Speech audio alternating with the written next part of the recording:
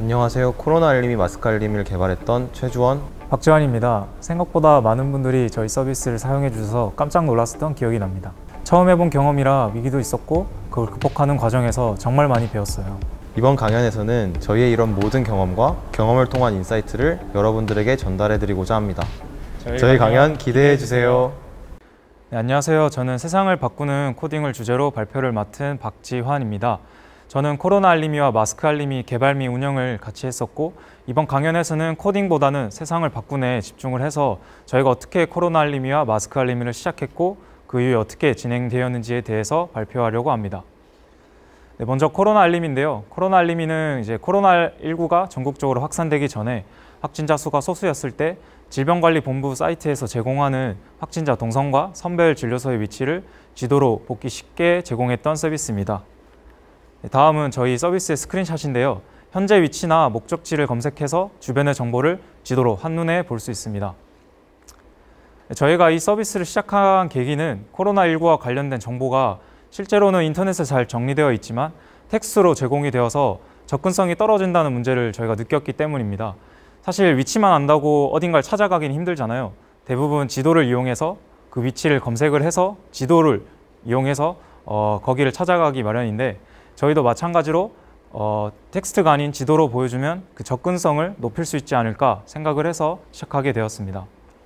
하루 밤새서 코로나 알림을 개발하고 배포를 했는데 배포한 당일부터 반응이 엄청 좋더라고요.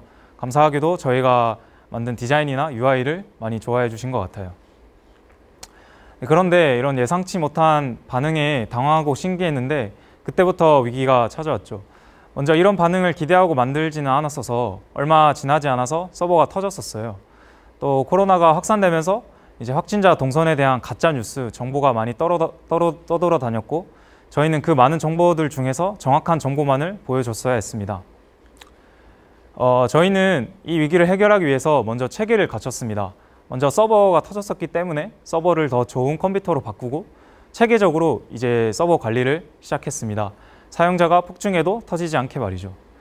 또한 정확한 정보만을 추출하기 위해서 정보를 업데이트하기 위해서는 최대한 신중하게 하자고 규율을 만들고, 한 사람이 이제 업데이트를 하려면 다른 팀원 전원의 동의를 구해야 되는 저희만의 시스템을 만들었죠. 예를 들어서 제가 만약 어떤 뉴스를 보고 업데이트를 하려고 하면 다른 팀원 모두가 그 정보가 질병관리본부나 시청, 도청 사이트를 통해서 확실한지 확인을 하고 동의를 해야만 업데이트를 할 수 있는 시스템이었습니다. 체계를 정립하고 신중함을 가하면서 저희는 저희가 맞았던 위기를 극복할 수 있었습니다. 하지만 이후에 코로나19가 전국적으로 확산되고 확진자 수가 폭증하면서 코로나 시국이 바뀌었습니다. 저희는 4명에서 정보를 일일이 확인하고 업데이트하기 때문에 확진자 수가 많아지면서 운영의 한계를 느꼈고, 또 이런 상황에서는 확진자 동선이 큰 의미가 없다고 생각을 하여 서비스를 마무리했습니다. 다음은 이제 구글 애널리틱스를 통해서 본 저희 코로나 알림이의 통계인데요. 대략 92만 명의 사용자가 저희 서비스를 사용했고 약 190만의 페이지 뷰를 기록했습니다. 이제 실시간 검색어에 오르기도 했는데요. 실제로는 이거보다 훨씬 더 많은 통계가 있다고 추정을 하고 있습니다. 저희는 이렇게 많은 사람들이 사용하는 서비스를 만들어 본 게 처음이라 신기하고 또 감사하기도 했습니다.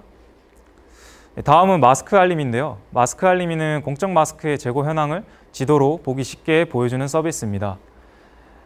네, 스크린샷에 보이듯이 코로나 알림이처럼 현재 위치 또는 검색한 목적지 주변의 재고 현황을 색깔과 아이콘을 활용해서 보기 쉽게 지도에 보여줬습니다. 네, 앞서 코로나 알림이를 설명하면서 코로나 시국이 바뀌어 코로나 알림이를 종료했다고 말씀드렸는데, 그러면서 저희는 바뀐 코로나 시국에서 어떻게 또 도움을 주는 서비스를 만들까 한창 고민을 했었어요.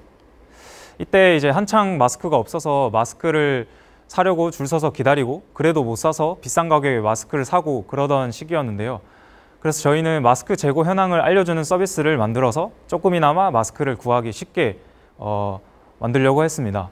처음에는 이제 편의점에 있는 마스크 재고 현황을 지도로 보여줬었고, 이후에는 정보화진흥원에서 제공하는 오픈 데이터를 활용해서 앞에 스크린샷처럼 공적 마스크 재고 현황을 지도로 보여줬습니다.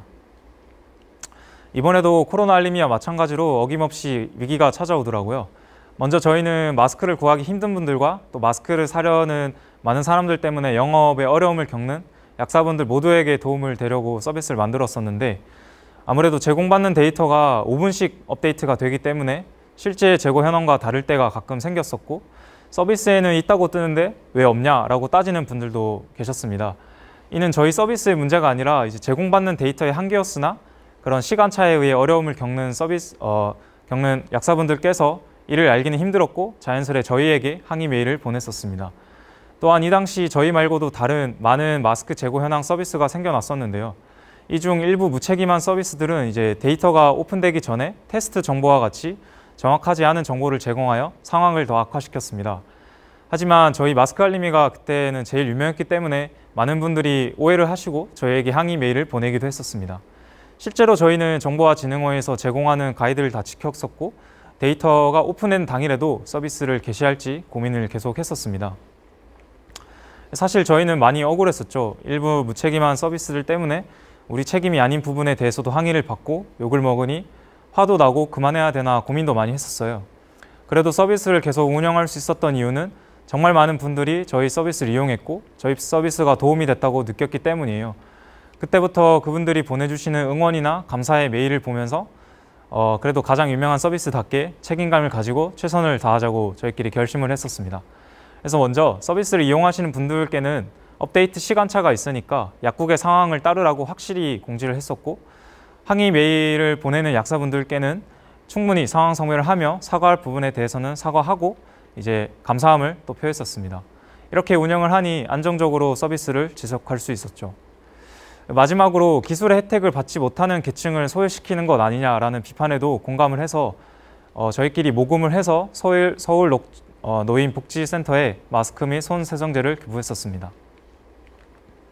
네, 이후 마스크 공급량이 늘고 공적 마스크가 종료됨에 따라 마스크알림이도 7월 11일부로 마무리를 했습니다.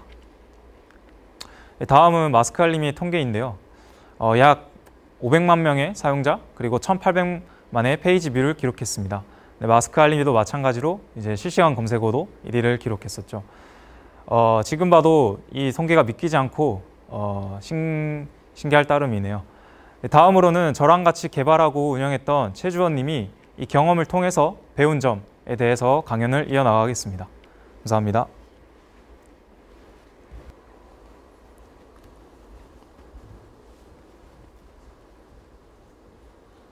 네, 안녕하세요. 지환님이 소개했듯이 코로나 알림이와 마스크 알림이 개발 및 운영을 같이 진행했던 최주원입니다. 지환님께서 이제 저희 코로나 알림이와 마스크 알림이 전반의 어떤 소개와 결과를 소개해 드렸다면 저는 그러한 경험을 통해서 저희가 배웠던 점과 저희가 느꼈던 어떤 인사이트들을 좀 여러분들에게 이야기를 해보려 합니다. 실행의 파급력이란 말을 저희가 서비스를 진행하면서 이후에 얻었던 어떤 인사이트들을 이 한마디로 요약할 수 있을 것 같습니다. 만약에 저희가 코로나 알림이와 마스크 알림이 서비스를 실제로 실행하지 않았다면 어떻게 되었을까요? 만약에 코로나 알림이를 실행하지 않았다면 그 이어서 우리가 출시했던 마스크 알림이 서비스 자체도 없었을 거고 마스크 알림이를 실행하지 않았다면 어떻게 보면 마스크 재고 현황을 제공하는 서비스들이 존재하지 않았을 것 같습니다. 저희 서비스뿐만이 아니라 수많은 서비스들, 페이스북, 애플, 네이버, 카카오 회사들이 실행을 하지 않았다면 여러분들은 지금 어떻게 살고 있을까요? 이렇게 세상을 바꾸는 여러한 시도들을 하는 스타트업이나 서비스들은 주변의 방해를 많이 받게 되는데요. 저희 또한 마찬가지였습니다. 저희가 코로나 알림이를 개발하고 마스크 알림이를 개발하는 모습을 보며 물론 응원을 해주는 사람도 많았지만 실제로 너네가 그걸 어떻게 하냐? 너네가 그걸 할 수 있겠냐? 그런 걸 한다고 뭐가 누가 알아주냐? 이러한 말들을 많이 들었어요. 여러분들도 실제로 세상을 바꾸고자 하는 시도를 하실 때 그걸 어떻게 하냐는 말을 많이 듣게 될 겁니다. 하지만 이러한 말들을 들을 때 절대 주저하지 마시고 계속해서 여러분들의 어떤 아이디어를, 멋진 아이디어를 펼치는 데 노력을 해주셨으면 좋겠습니다. 많은 사람들이 어떤 계획을 세우는 일에 굉장히 집착을 하고 고민을 하는데 시간을 많이 쓰지만 저희가 생각했을 때는 이러한 고민들이 실제로 실행에 옮겼을 때는 생각보다 쓸모없었던 적이 많았던 것 같아요. 실제로 코로나 알림이 이후에 저희가 코로나 시국이 급격하게 변하면서 어떻게 우리가 좀 대응할 수 없고 우리가 감당할 수 없는 정보들이 너무 많다 보니까 좀 다른 서비스를 기획하고자 했어요. 그래서 실제로 그렇게 나왔던 게 마스크 알림이었는데 그 기획을 하는 순간에도 저희는 굉장히 다양한 고민들을 했습니다.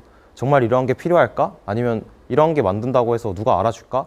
이런 게 뭐 문제가 되진 않을까? 이런 식으로 수많은 고민들을 했고 어떤 법적인 문제가 있지는 않을까라든지 굉장히 주저하게 되었습니다. 하지만 실제로 실행에 옮겨 보니까 그렇게 우리가 고민하면서 보냈던 어떤 시간들이 생각보다는 쓸모가 없었어요. 그 시간에서 얻었던 했던 고민들이 실제로 우리가 서비스를 할 때는 그렇게 중요하지 않았던 거죠. 이렇게 여러분들은 실행하면서 고민하는 시간, 계획을 세우는 시간에 이렇게 좀 주저하지 마시고 실제로 실행에 옮기면서 순간순간에 생기는 어떤 문제와 어떤 상황에 대응을 하시면서 계속해서 발전해 나가셨으면 좋겠습니다. 실행하는 사람만이 세상을 바꾸는 시도를 할 수 있다고 생각합니다. 여러분들은 주저하지 마시고 실행에 옮기시면서 세상을 바꾸셨으면 좋겠습니다. 네, 지금까지 강연 들어주셔서 감사합니다.